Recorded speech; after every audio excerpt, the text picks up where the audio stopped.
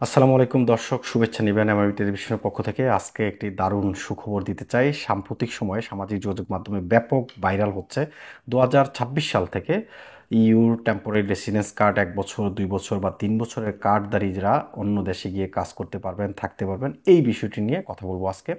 ইউরোপীয় কমিশনের যে ওয়েবসাইট রয়েছে সেই ওয়েবসাইটের তথ্য মতে 2011 সাল থেকে এটি নিয়ে কাজ করছে ইউরোপিয়ান ইউনিয়ন। মূলত ইউরোপের প্রতি আকর্ষণ বৃদ্ধি করা, শ্রমিক ঘাটতি মেটাতে তাদের যে উদ্যোগ, সেই উদ্যোগের ফলপ্রসূ হিসেবে 2024 সালের এপ্রিলে এসে একটি রাজনৈতিক চুক্তি হয়, যেখানে আয়ারল্যান্ড এবং ডেনমার্ক এই দুটি দেশ বাদ দিয়ে ইউরোপের যে বাকি দেশগুলো আছে, ইউভুক্ত যে বাকি দেশগুলো রয়েছে, শ্যাঙ্গেনের আওতাভুক্ত যে দেশগুলো রয়েছে, তারা একটি রাজনৈতিক চুক্তি করেছে। সেটির সময়সীমা সর্বশেষ নির্ধারণ করা হয়েছে 2026 সালের মে মাসের 22 তারিখে। এই 22 তারিখের মধ্যে এটি একটি আইনে রূপান্তর করার সিদ্ধান্ত নেওয়া হয়েছে এবং 22 তারিখ পর্যন্ত, মে মাসের 2026 সালের পর্যন্ত অপেক্ষা করতে হবে এটি আইনে রূপান্তর হয়েছে কিনা এবং এটি কার্যকর হচ্ছে কিনা এই বিষয়টি জানার জন্য। তো সুতরাং এটি একটি আশানুরূপ এবং আশার আলো আমি বলবো, কেননা 2026 সাল পর্যন্ত যদিও অপেক্ষা করতে হয়, তারপরও যদি একটি ভালো রেজাল্ট আসে, তাহলে ইউরোপের কম আয়ের দেশগুলোতে যারা অবস্থান করছেন টেম্পোরারি রেসিডেন্স কার্ড নিয়ে, 1 বছর, 2 বছর বা 3 বছরের কার্ড নিয়ে, এখনকার সময় এই সমস্ত কার্ড নিয়ে বাকি দেশগুলোতে চাকরি করা যায় না, থাকা যায় না। 3 মাসের বেশি থাকা বৈধ নয়, অর্থাৎ আপনি এক দেশের রেসিডেন্স কার্ড নিয়ে আরেক দেশে গিয়ে সর্বোচ্চ 3 মাস পর্যন্ত বসবাস করতে পারতেন, থাকতে পারতেন। কিন্তু যদি এই আইনটি কার্যকর হয় 2026 সালের মে মাসের পরে গিয়ে জানা যাবে যে আপনি ইউরোপে অন্য দেশে গিয়ে কাজ করতে পারবেন কিনা, থাকতে পারবেন কিনা।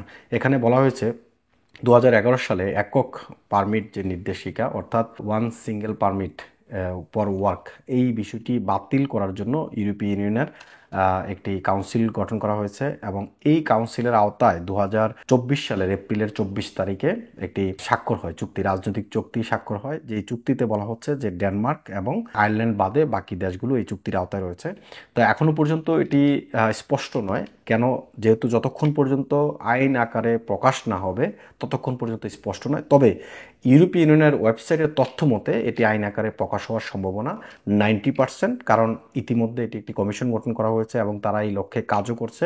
2011 সাল থেকে তারা এই কাজটি করে আসছে এবং 2024 সালের এপ্রিলের 24 তারিখে তারা একটি চুক্তি স্বাক্ষর করেছে।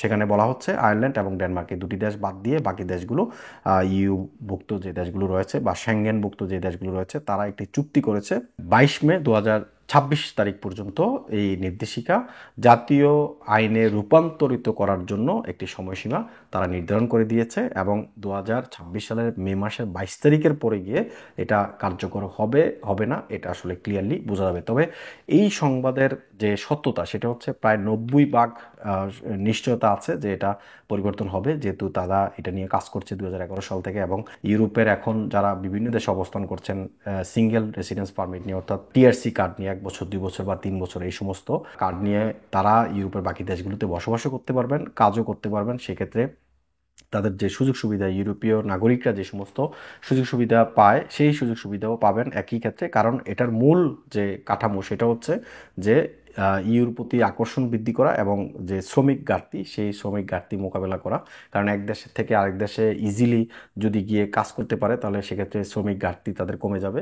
এখন যেমন শ্রমিক ঘাটতির কারণে অনেক দেশে সমস্যা রয়েছে এবং তারা বাইরের থেকে শ্রমঘাটতি পূরণে শ্রমিক আনার বিষয়ে তারা কাজ করছে, সেই বিষয়টি মিটে যাবে যদি ইউরোপীয় ইউনিয়নের এই যে নতুন আইনের ফলে এক দেশের শ্রমিক গিয়ে অন্য দেশে গিয়ে কাজ করতে পারে বা এক দেশের লোক গিয়ে অন্য দেশে কাজ করার সুযোগ থাকে।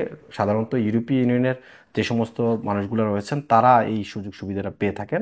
একইভাবে ইউরোপীয় ইউনিয়নের মানুষের মতোই যারা রেসিডেন্স পারমিট পাবেন, রেসিডেন্স কার্ড পাবেন, এক দেশের আরেক দেশে গিয়ে কাজ করার সুযোগ পাবেন। এটা নিশ্চয়ই একটা দারুণ খবর, সুখবর আমাদের জন্য। কারণ আমাদের অনেক বাংলাদেশি ভাইরা আছেন এক দেশে কার্ড না হলে অন্য দেশে গিয়ে কার্ড করেন, সেক্ষেত্রে তারা এই সুযোগ সুবিধাটা গ্রহণ করতে পারবেন।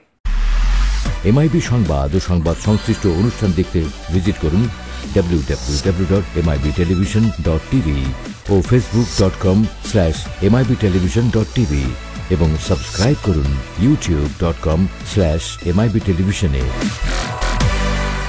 এমআইবি টেলিভিশন, সত্য খবর, সঠিক খবর।